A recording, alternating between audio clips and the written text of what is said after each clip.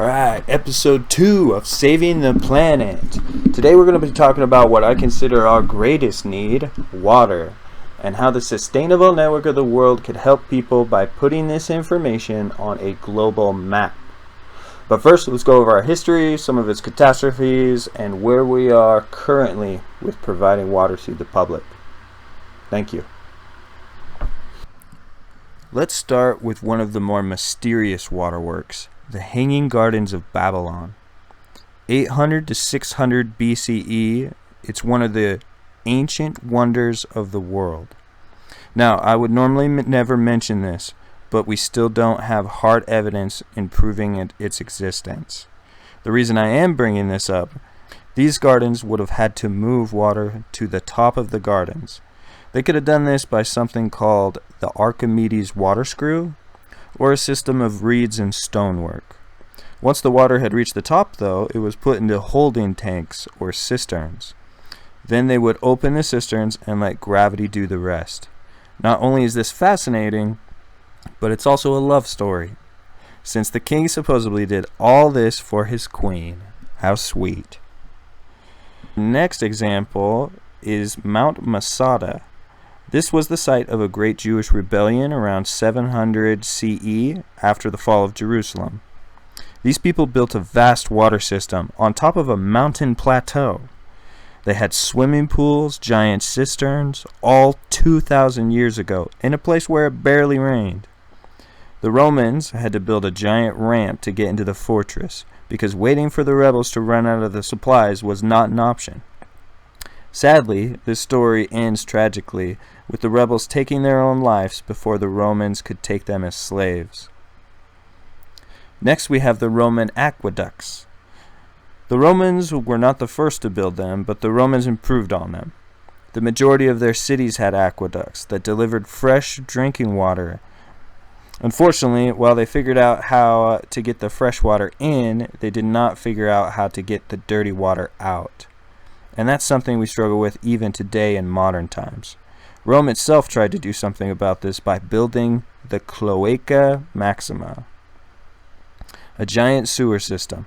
It's thought to have been constructed in 600 BCE and was constantly updated. Why this project is so interesting is because it was the first construction the entire town was expected to help with, and some of them chose death instead. That just blows my mind. At World Count, which I have no clue how they got these numbers, because the sustainable network of the world doesn't exist yet, we have 3,575,000 people that die every year from water-related diseases. That's a jumbo jet crashing every hour. 660 people an hour. We could fix this.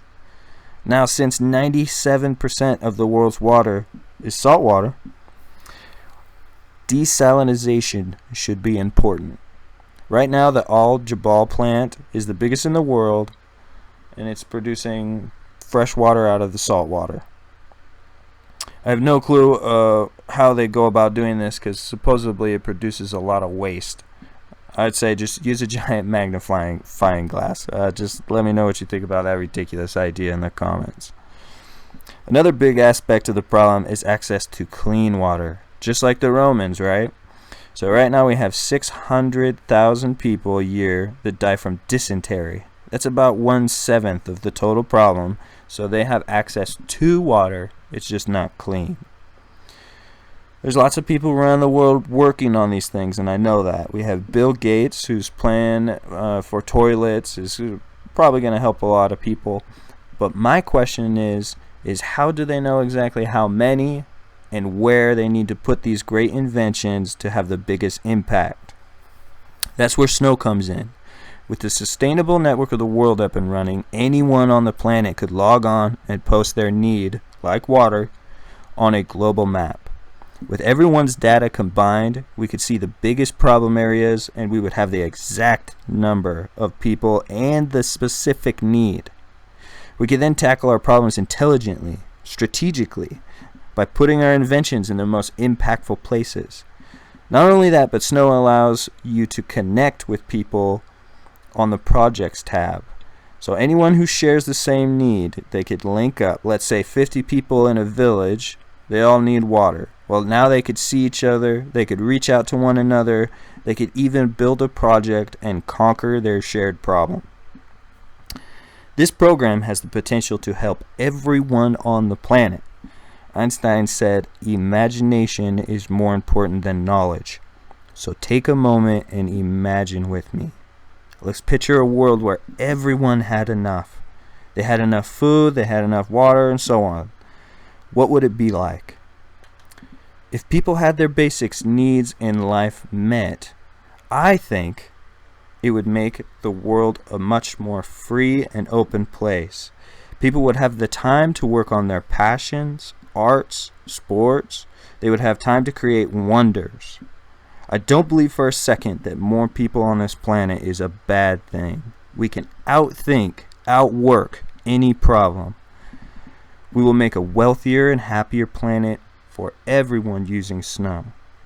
The more people you have, the more hands, right? The more minds. 2 heads are better than 1. Well, how about 1 million? How about 1 billion people working strong? This is the future that we could have with the sustainable network of the world. Everyone needs water. We know that. But until now, we had no way to know exactly how many and exactly where they are. We could and we will chip away at it. Sure, it might be a long road ahead. With time, we will not only conquer these needs and problems for ourselves, but we will conquer them for our children. That's right, our children. Alright, so with that, please like, share, subscribe, follow. Snow's always looking for like-minded people, so if you know anything about programming, mapping, database programming, please email me at sustainablenetworkoftheworld@gmail.com. My next video will be about food, so thank you guys so much. Have a great day.